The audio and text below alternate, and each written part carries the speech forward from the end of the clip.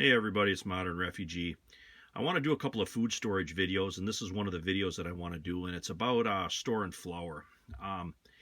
I know you can store stuff in Mylar bags and with oxygen absorbers, and I do that too, but this is kind of an alternate way that I've came up with that I've had pretty good luck with.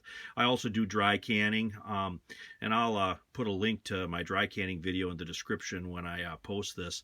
But this is kind of one of the ways that I have had good luck storing small bags of flour, cornmeal, masa like I got here.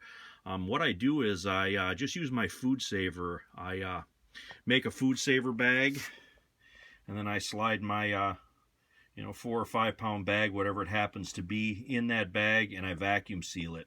And this is kind of what the product of that looks like. And then what I do is I'll take these bags and I'll put them out in my freezer.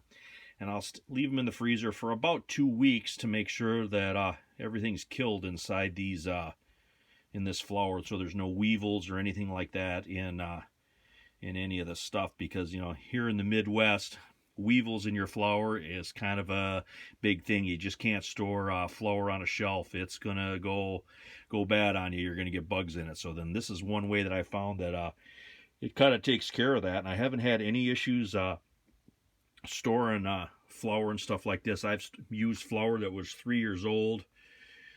Never had an issue with any of this stuff. So this is kind of one of the ways that I do it. Like I said, I do have Mylar bags and oxygen absorbers as well, but I kind of like this way because then you can buy these smaller bags. Like sometimes at Christmas time you can get 5 pound bags of flour for $1.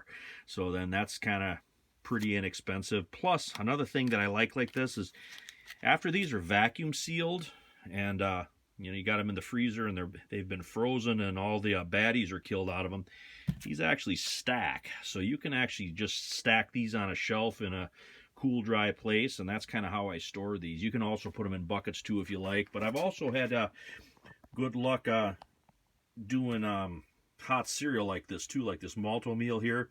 Same thing, I'll just leave it in the original package. I'll make a FoodSaver bag for it, I'll vacuum seal it, and I'll pop it in the freezer for a couple of weeks, and then I'll take it out and I'll stack it on a shelf. Same thing, don't have any issues with this. So if you don't want to store hundreds and hundreds of pounds worth of stuff, if you just want to store smaller bags, like you want a couple of bags of masa to make some tortillas, or you want some flour to bake bread with, or some cornmeal, this is kind of an alternate way that I do it, and I've had pretty good luck with it. So I just kind of wanted to show you guys this.